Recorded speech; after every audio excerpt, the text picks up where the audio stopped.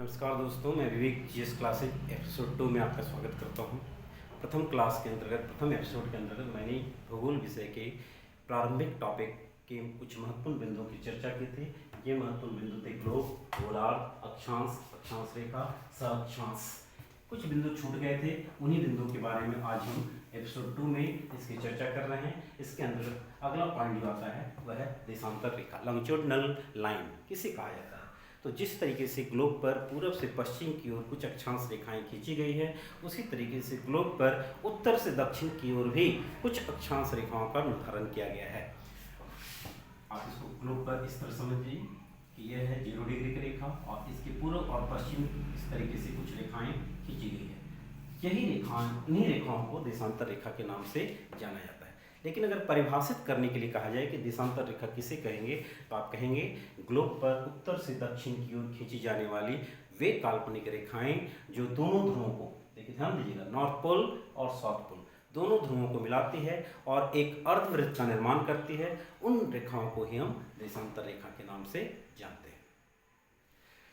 Globe पर इन देशांतर रेखाओं का निर्धारण 1-1 डिग्री के अंतर पर किया गया है, जो कि एक वृत्त 360 डिग्री के अंश का होता है। इसी कारण ग्लोब पर कुल देशांतर रेखाओं की संख्या 360 मानी गई है। लेकिन महत्वपूर्ण पॉइंट, इसमें 2 देशांतर रेखाएं काफी महत्वपूर्ण है। वे 2 देशांतर रेखाएं कौन कौन सी है? एक 0 डिग्री की रेखा, 0 डिग्री की रेखा जो इंग्लैंड के ग्रीनविच शहर से होकर गुजरती है और दोनों ध्रुवों को मिलाती है, और दूसरी 180 डिग्री की देशांतर रेखा।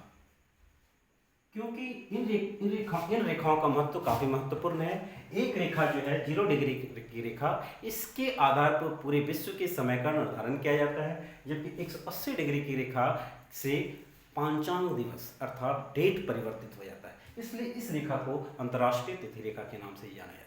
इंपॉर्टेंट पॉइंट क्या है कि ये दोनों रेखाएं ग्लोब पर सिंगल होती है, जबकि अन्य देशांतर रेखाएं ग्लोब पर 2-2 होती है। जैसे मान लीजिए कि ये 0 डिग्री की रेखा है, इसके इधर भी क्या है 15 डिग्री ईस्ट, 15 डिग्री ईस्ट, तो इसके इधर भी 15 डिग्री की देशांतर रेखा होगी, जिसे कहा जाएगा 15 डिग्री वेस्ट। लेकिन 0 डिग्री और 180 डिग्री की देशांतर रेखा ग्लोब पर सिंगल होती है। इसलिए अगर आपसे पूछा जाए कि कौन सी 2 देशांतर रेखाएं ग्लोब पर सिंगल होती हैं, तो आप क्या बताएंगे?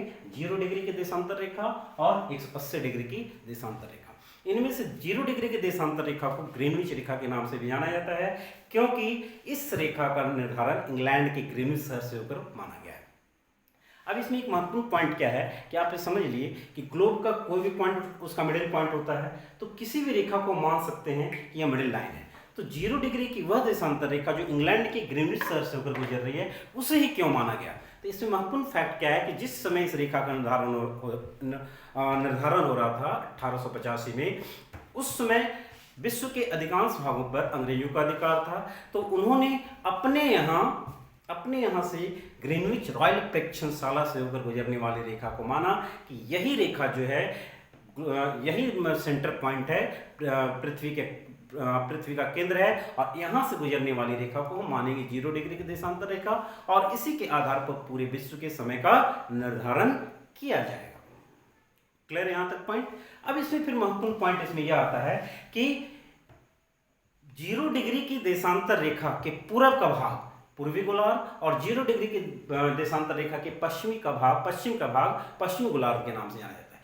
तो चूंकि 0 डिग्री पृथ्वी पश्चिम से पूर्व अपने अक्ष की ओर घूम रही है, इसलिए 0 डिग्री के पूर्व के भाग में समय आगे रहेगा और 0 डिग्री के पश्चिम के भाग में समय पीछे रहेगा, और इसी आधार पर किसी ग्लोब के किसी भी क्षेत्र के समय का निर्धारण भी किया जाता है। वह निर्धारण कैसे किया जाता है वह हम अगले पॉइंट में बताएंगे आपको, देशांतर एवं समय के टॉपिक में। अब यहाँ पर एक पॉइंट आपके लिए इंपॉर्टेंट है कि ग्लोब पर कौन सी देशांतर रेखा सबसे बड़ी देशांतर रेखा होती है। ये क्वेश्चन अक्सर पूछ दिया जाता है। जैसे अक्षांश रेखाओं के बारे में कहा जाता है कि सबसे बड़ी अक्षांश रेखा 0 डिग्री की रेखा होती है, तो ग्लोब पर कौन सी देशांतर रेखा ऐसी है जो सबसे बड़ी होती है? तो आप कहेंगे, सिंपल सा जवाब है कि ग्लोब पर सभी देशांतर रेखाएं समान लंबाई की होती है। ग्लोब पर सभी देशांतर रेखाएं समान लंबाई की होती है। फिर इससे एक महत्वपूर्ण क्वेश्चन आता है जो पूछा जाता है कि ग्लोब पर दो देशांतर रेखाओं के बीच की दूरी कितनी होती है। तो यहाँ पर आप फिर कहेंगे कि ग्लोब पर दो देशांतर रेखाओं के बीच की दूरी लगभग 111 किलोमीटर होती है, लेकिन यह दूरी कहाँ, इक्वेटर पर। मान लीजिए कि 0 डिग्री की रेखा है, तो यहाँ पर एक देशांतर और दो देशांतर के बीच की दूरी है, यह दूरी है 111 किलोमीटर, जो क्रमशः उत्तर से दक्षिण जाने पर कम होती जाती है। आप देख सकते हैं मैप में, जैसे जैसे हम विषुवत रेखा से उत्तर और दक्षिण जाते हैं, दो देशांतर रेखाओं के बीच की दूरी कम होती जा रही है और पोल पर यह शून्य हो जाती है। नॉर्थ पोल और साउथ पोल पर यह क्या हो जाती है, शून्य हो जाती है। इससे एक क्वेश्चन फिर बनता है कि देशांतर रेखाओं का महत्व क्या है, लेकिन उससे पहले आप समझ लीजिए कि जब यह शून्य हो जाती है तो इससे एक क्वेश्चन और बन रहा है जो मेरे दिमाग में आ रहा है, से पूछ दिया है कि ग्लोब पर दो देशांतर रेखाओं के बीच की दूरी 111 किलोमीटर है, तो कहां पर, किस अक्षांश रेखा पर यह दूरी आधी हो जाती है, किस अक्षांश रेखा पर यह दूरी आधी हो जाती है। तो इसका आंसर है आपके पास कि 60 डिग्री की अक्षांश रेखा पर यह दूरी आधी और पोल पर शून्य हो जाती है। तो अब यहाँ पर आप समझ लीजिए कि 0 डिग्री की अक्षांश रेखा पर दो देशांतर रेखाओं के बीच की दूरी 111 किलोमीटर होती है, जो क्रमशः उत्तर और दक्षिण जाने पर कम होती जा रही है। 60 डिग्री अक्षांश रेखा पर यह आधी और पोल पर शून्य हो जा रही है। यहाँ तक क्लियर है। इसके बाद अगला पॉइंट इसमें आता है, आप लोगों के लिए इंपॉर्टेंट पॉइंट है कि 180 डिग्री की देशांतर रेखा, इसे क्यों कहा गया अंतरराष्ट्रीय पृथ्वी रेखा। तो चूंकि यह वह रेखा है जो ग्लोब पर सिंगल है और इसके पूर्व और पश्चिम में अलग अलग पांचांग दिवस पाए जाते हैं, जिसके कारण इस रेखा को नाम दिया गया अंतरराष्ट्रीय पृथ्वी रेखा। यहां तक क्लियर है आप लोगों के लिए।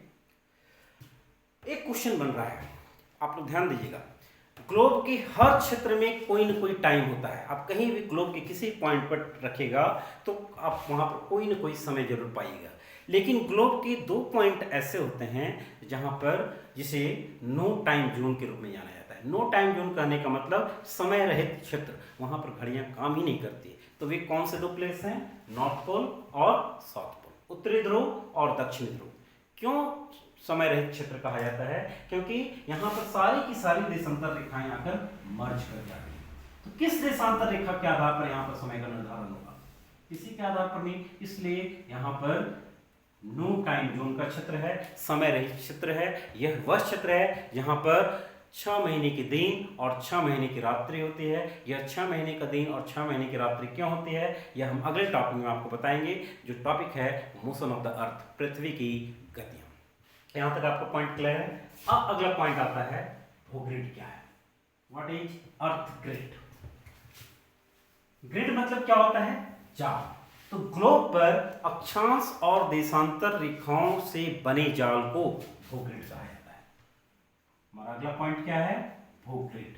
तो आप इसके बारे में सिंपल सा जान लीजिए कि ग्लोब है, ग्लोब पर अक्षांश और देशांतर रेखाएं खींची गई है लोकेशन को निर्धारित करने के लिए, ग्लोब पर किसी भी स्थान के लोकेशन को निर्धारित करने के लिए। तो इसके आधार पर जो ग्रिड बन रहा है, इसी ग्रिड को कहा जाता है भूग्रिड। इसका महत्व क्या है कि इसी ग्रिड के आधार पर ग्लोब के किसी भी भाग का, किसी भी देश की स्थिति का निर्धारण किया जाता है। भूग्रिड क्लियर है। अगला पॉइंट है, गोर और कटिबंध क्या होता है, जिसको गोरे भी कहा जाता है, गोर और कटिबंध। आप लोग जानते होंगे कि ग्लोब पर अक्षांश और देशांतर रेखाओं के बीच में कुछ गैपिंग होता है, 1-1 डिग्री का गैपिंग होता है। तो अगर हम इसको इस तरीके से दिखाएं, ये अक्षांश रेखाएं और ये है देशांतर रेखाएं, तो यहां आप समझ लीजिए कि ग्लोब पर दो अक्षांश रेखाएं, ये अक्षांश रेखाएं, तो एक अक्षांश और यह दूसरा अक्षांश, इन दोनों अक्षांशों के बीच का जो गैपिंग है, जो क्षेत्र है, इसे ही कहा जाता है कटिबंध। क्या कहा जाता है, कटिबंध। जबकि दो देशांतर रेखाओं के बीच के क्षेत्र को कहा जाता है गोरे। क्लियर है। दो देशांतर रेखाओं के बीच के क्षेत्र को गोरे और दो अक्षांश रेखाओं के बीच के क्षेत्र को कटिबंध के नाम से जाना जाता है। तो ये दो सिंपल पॉइंट थे। लेकिन अब अगला एक महत्वपूर्ण पॉइंट आपके सामने आ रहा है, वह है देशांतर एवं समय। हम सभी जानते हैं कि किसी प्लेस के समय का निर्धारण देशांतर रेखाओं की सहायता से किया जाता है, लेकिन यह कैलकुलेशन कैसे होता है, इससे हर एग्जाम में कुछ न कुछ क्वेश्चन आपको पूछे जाते हैं, चाहे वह पीसीएस लेवल का एग्जाम हो, चाहे वह एसएससी का एग्जाम हो, कोई भी एग्जाम हो, यह बहुत ही महत्वपूर्ण है। और अगर एग्जाम में नहीं भी पूछा जाए तो व्यवहारिक दृष्टिकोण से आपके लिए काफ़ी महत्वपूर्ण है, क्योंकि आप देखते हैं अक्सर कि जब ऑस्ट्रेलिया में क्रिकेट मैच होता है, वनडे क्रिकेट मैच होता है, तो हम लोग अपने यहाँ भारत देश में टीवी को ऑन करते हैं सुबह में 4 बजे के आसपास। लेकिन जब वही वनडे मैच इंग्लैंड में होता है तो हम लोग अपने यहाँ टीवी को ऑन करते हैं दोपहर में। तो ऐसा क्यों, जबकि वहाँ पर वो मैच 9 से 5 ही चल रहा है, one day match light day match ही है, डे नाइट नहीं है, डे मैच ही है। लेकिन हमारे यहाँ क्या होता है, वह समय का अंतर होता है। तो वह समय का अंतर क्यों होता है वह हम समझेंगे इस टॉपिक में, देशांतर एवं समय। बड़ा ही महत्वपूर्ण टॉपिक है और इंटरेस्टिंग है। इसके आधार पर आप धरातल के किसी भी स्थान के समय का निर्धारण कर सकते हैं। कैसे निर्धारण करेंगे, सिंपल सा आप समझिए कि पृथ्वी जो है अपने अक्ष पर, यह पृथ्वी का अक्ष है, 24 घंटे में एक पूरा चक्कर लगा लेती है। कितने घंटे में पूरा चक्कर लगा लेती है? 24 घंटे में। अब जब पूरा चक्कर लगा रही है तो अब बताएंगे कि कितना डिग्री घूम जाती है। तो चूंकि एक वृत्त ही 360 डिग्री का होता है, तो हम कह सकते हैं कि पृथ्वी 24 घंटे में 360 डिग्री घूम जाती है। तो एक घंटे में कितना डिग्री घूमेगी? 15 डिग्री। क्लियर है? एक घंटे में 15 डिग्री। तो इसी गणना के आधार पर हम कह सकते हैं कि पृथ्वी को एक डिग्री देशांतर घूमने में 4 मिनट का समय लगता है। 1 डिग्री देशांतर घूमने में कितना मिनट का समय लगेगा? 4 मिनट। अगर हम इस गणना को याद रखें, सिंपल सा इतना याद रखें कि पृथ्वी 1 डिग्री देशांतर क्रॉस करती है 4 मिनट के अंतराल पर, इसके आधार पर हम ग्लोब के किसी भी स्थान के समय का निर्धारण दिए गए रेफरेंस पॉइंट के आलोक में कर सकते हैं। फॉर एग्जांपल आप इसको समझिए, ये ग्लोब है, इस ग्लोब को हम बीच से काट दिए, यहां से यहां तक काट दिए और उसको प्लेन पेपर पर फैला दिए। बिल्कुल इस तरीके से हमारा मानचित्र जो बनता है एटलस, ये इसी संकल्पना पर आधारित है कि ग्लोब को बीच से काट दिया गया और फ्लैट कर दिया, फैला दिया गया। तो ये हमारा हो गया। अब ये बीच की रेखा जो है, इसको मान ली कि ये 0 डिग्री की रेखा है, ठीक है। अगर पूछा जाए आपसे कि 0 डिग्री पर अगर दिन के सुबह के 10 बज रहे हैं, अर्थात इंग्लैंड में सुबह का 10 बज रहा है, तो उसी समय 30 डिग्री पूर्वी देशांतर रेखा पर कितना समय होगा? 30 डिग्री पूर्वी देशांतर रेखा पर कितना समय होगा? तो अभी हम क्या बताएं, इसमें 2 पॉइंट याद रखिएगा। पहला, 1 डिग्री देशांतर क्रॉस करने में 4 मिनट का समय लगता है, और दूसरा, चूंकि पृथ्वी पश्चिम से पूर्व की ओर घूमती है, इसलिए पूर्व का समय हमेशा आगे और पश्चिम का समय पीछे होगा। यहां तक क्लियर है? अभी गणना देखिए, 10 AM कहां पर? 0 डिग्री पर। तो 30 डिग्री पर कितना होगा? सिंपल सा बात है, जब 1 डिग्री बराबर 4 मिनट, तो 30 डिग्री, यहाँ डिफरेंस कितने का है? 30 डिग्री का। तो 30 × 4 equal to 120 minute equal to 2 घंटा। इसको घंटा में हम बदलेंगे तो कितना घंटा हो जाएगा? 2 घंटा। मतलब यहां से यहां के समय में 2 घंटे का डिफरेंस है। क्लियर है? अब हम 2 घंटा इसमें जोड़ेंगे या घटाएंगे? 10 में 2 घंटा हम जोड़ेंगे कि घटाएंगे? तो अभी हम बताएं कि पूर्व का समय दिए गए बिंदु के आधार पर, पूछे जाने वाले बिंदु पर के में हमेशा आगे रहता है, अर्थात पूर्व का समय हमेशा आगे रहेगा। तो यहाँ पर हम 2 घंटा जोड़ देंगे, तो यहाँ पर कितना होगा? 12 PM, अर्थात यहाँ दोपहर के 12 बजे। लेकिन अगर आपसे पूछा जाए कि अगर ग्रीनविच पर दिन के 10 बज रहे हैं, तो 30 डिग्री वेस्ट पर उस समय क्या समय होगा? सिंपल सा है, 2 घंटे का डिफरेंस यहाँ है, तो यहाँ भी 2 घंटे का डिफरेंस है, यहाँ भी 2 घंटे का डिफरेंस है, तो यहाँ पर हम 2 घंटा माइनस कर देंगे, क्योंकि यह जो 30 डिग्री वेस्ट है वह 0 डिग्री के पश्चिम है। तो यहाँ पर कितना बजेगा? सुबह के 8 बजेंगे, 8 AM। इसी आधार पर हम कह सकते हैं कि देशांतरों की सहायता से ग्लोब के किसी भी स्थान के समय का निर्धारण किया जा सकता है। अब अगर आपसे पूछ दिया जाए कि 30 डिग्री ईस्ट पर दिन के 12 बज रहे हैं, दोपहर के 12 बज रहे हैं, तो 30 डिग्री वेस्ट पर उस समय क्या समय होगा, तो हम देख लेते हैं कि यह समय मिलता है कि नहीं। तो यहाँ पर डिफरेंस पहले हम निकालेंगे कि डिफरेंस कितने डिग्री का है। तो यहाँ से यहाँ आएंगे तो 30 डिग्री का, और यहाँ से आएंगे यहाँ 30 डिग्री का, मतलब टोटल डिफरेंस कितने का हो गया, 60 डिग्री का। 60 degree multiply by 4 equal to 240 minute equal to 4 घंटा। कितने घंटा, 4 घंटा। अब यहां पर देखना है हमको कि 12 में हम 4 घंटा जोड़ेंगे या 12 में 4 घंटा हम माइनस करेंगे। तो चूंकि इस रेखा के इधर ये है अर्थात पश्चिम में, तो यहां पर हम 4 घंटा माइनस करेंगे। तो 12 में आप 4 माइनस कीजिएगा तो देखिएगा यहां पर कितना बजेगा, 8 एम बजेगा। यहां तक पॉइंट आपका क्लियर है कि देशांतरों की सहायता से कैसे हम समय का निर्धारण करते हैं। परंतु यहां पर एक महत्वपूर्ण पॉइंट आपके लिए है कि किसी भी देश के समय का निर्धारण, जैसे मान लीजिए भारत के संदर्भ में हम कहें तो भारत का विस्तार जो देशांतरीय विस्तार है वह लगभग 30 डिग्री देशांतर के बीच है। तो 30 डिग्री देशांतरों के बीच है, तो किस रेखा के आधार पर हम भारत के समय का निर्धारण करेंगे। तो इसके लिए माना गया कि मानक देशांतर रेखा होती है। मानक देशांतर रेखा कौन सी रेखा, वह देशांतर रेखा जो सामान्यतः किसी देश के मध्य से होकर गुजरती है, सामान्यतः। लेकिन कोई जरूरी नहीं है कि बीच से गुजरने वाली रेखा को ही हम मानक देशांतर रेखा कहेंगे। जैसे फॉर एग्जांपल भारत के संदर्भ में भारत की मानक देशांतर रेखा 82.5 डिग्री की पूर्वी देशांतर रेखा, ईस्ट लॉन्गिट्यूडनल लाइन है, पूर्वी देशांतर रेखा है। अब अगर आपसे पूछा जाए कि यह बीच में तो नहीं है, तो इसको क्यों मान, बिल्कुल बीच में तो नहीं है, तो क्यों इसको माना गया मानक देशांतर रेखा। तो एक अंतरराष्ट्रीय संधि के अनुसार मानक देशांतर रेखा का निर्धारण 7.5 के गुणक में होता है। कितने डिग्री के गुणक में होता है, 7.5 के गुणक में। अब अगर आप देख लीजिए कि भारत के संदर्भ में 82.5 डिग्री की रेखा जो है वह 7.5 के गुणक में आती है या नहीं, जैसे ये 0 डिग्री की रेखा है। तो इसके बाद अगली जो मानक देशांतर रेखा होगी वह 7.5 डिग्री की होगी। उसके बाद अगली जो मानक देशांतर रेखा होगी वह 15 डिग्री की होगी। इसी आधार पर हम चले तो 30 degree, 45 degree, 60 degree, 75 degree. 75 degree के बाद हम 7.5 जोड़ेंगे तो वह कितनी हो जाएगी, 82.5 डिग्री।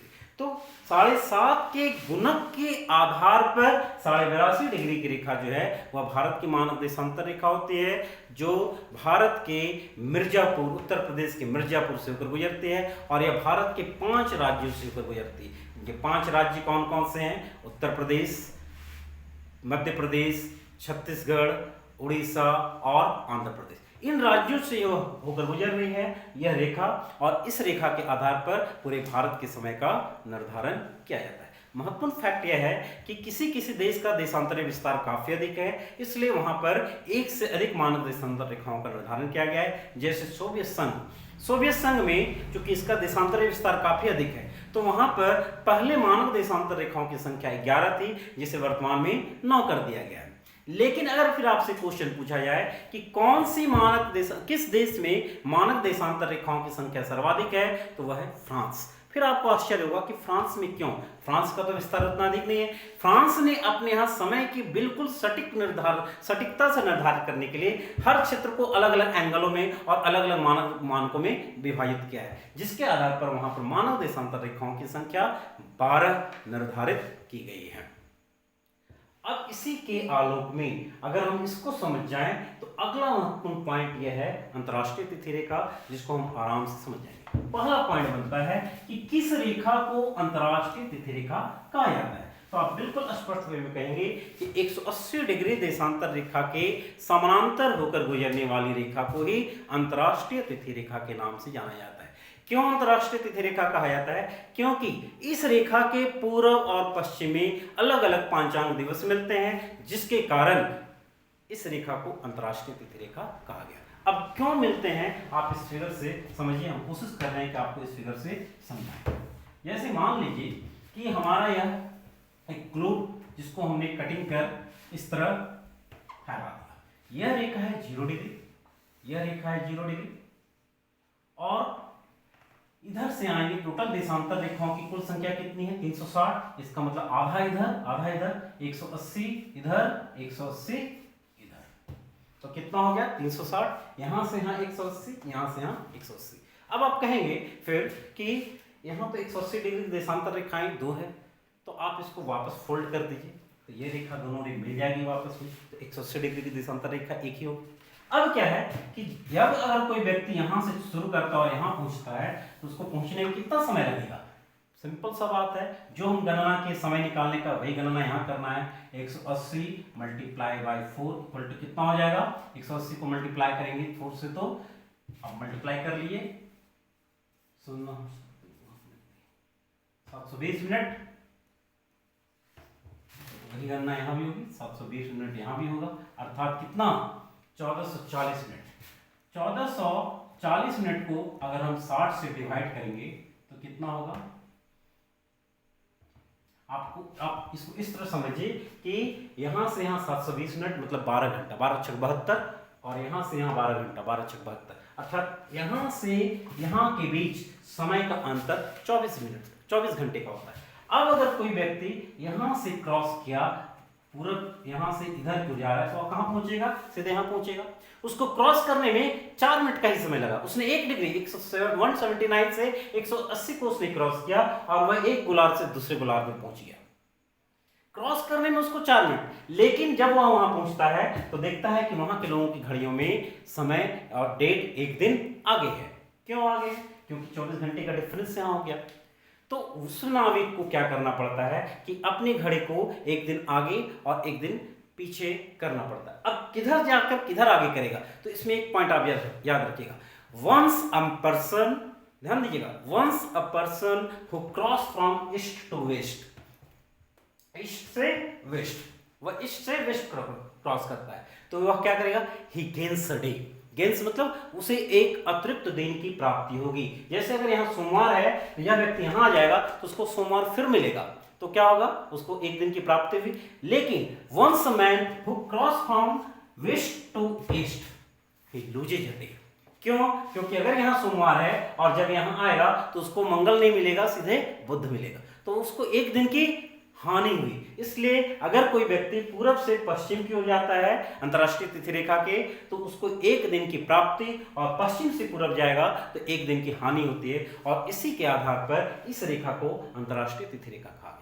ध्यान दीजिएगा, यह रेखा बिल्कुल सीधी नहीं है, यह इस रेखा को 3 बार विचलित किया गया इस तरीके से। जैसे यह रेखा इधर आ रही है, फिर इस तरह मुड़ी, इस तरह फिर सीधे आई, फिर इस तरह मुड़ी, फिर इस तरह। तो इस रेखा को 3 स्थानों पर विचलित किया गया। क्यों विचलित किया गया है? इसके पीछे कारण क्या है कि जब यह रेखा चल रही है, इस रेखा के सामने मान लिया यहाँ पर एक रेखा दी, इस रेखा के सामने कोई आइलैंड आ गया, और अगर बीचों बीच से मान लिया जाए कि यह रेखा गुजर गई उस आइलैंड के या देश के, तो क्या होगा? एक ही देश के पूरब और पश्चिम में अलग अलग पांचांग दिवस मिलने लगेंगे, जिसके कारण उस देश की अर्थव्यवस्था पर उसका प्रभाव पड़ेगा। ऑफिस टाइम गड़बड़ हो जाएगा, ट्रेन टाइम टेबल गड़बड़ हो जाएगा, सारा चीज उसका गड़बड़ हो जाएगा। अगर किसी विद्यार्थी को जो इस एरिया में रहता है, उसका एग्जाम जो है, एडमिट कार्ड मिला, उसको बोला गया है कि आप सोमवार को आपका यहाँ एग्जाम है, वह चला तो देखा क्या कि या तो एक दिन पहले पहुंच गया है या एक दिन लेट से पहुंचा। तो इससे बचने के लिए क्या किया गया कि जहां भी कोई आइलैंड मिल रहा है, देश मिल रहा है, भूमि मिल रही है, वहां पर इस रेखा को मोड़ दिया गया, इस तरीके से मोड़ दिया गया है।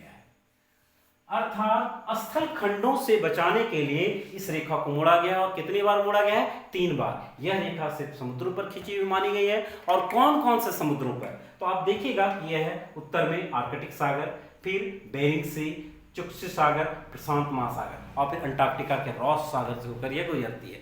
तो इन महासागरों से होकर गुजरने वाली रेखा ये अंतर्राष्ट्रीय तिथि रेखा। उम्मीद करता हूं कि सारा टॉपिक आप क्लियर हो गया होगा। अगली क्लास में मैं टॉपिक 2 शुरू करूंगा, और वह टॉपिक रहेगा मोशन ऑफ द पृथ्वी की गति। धन्यवाद।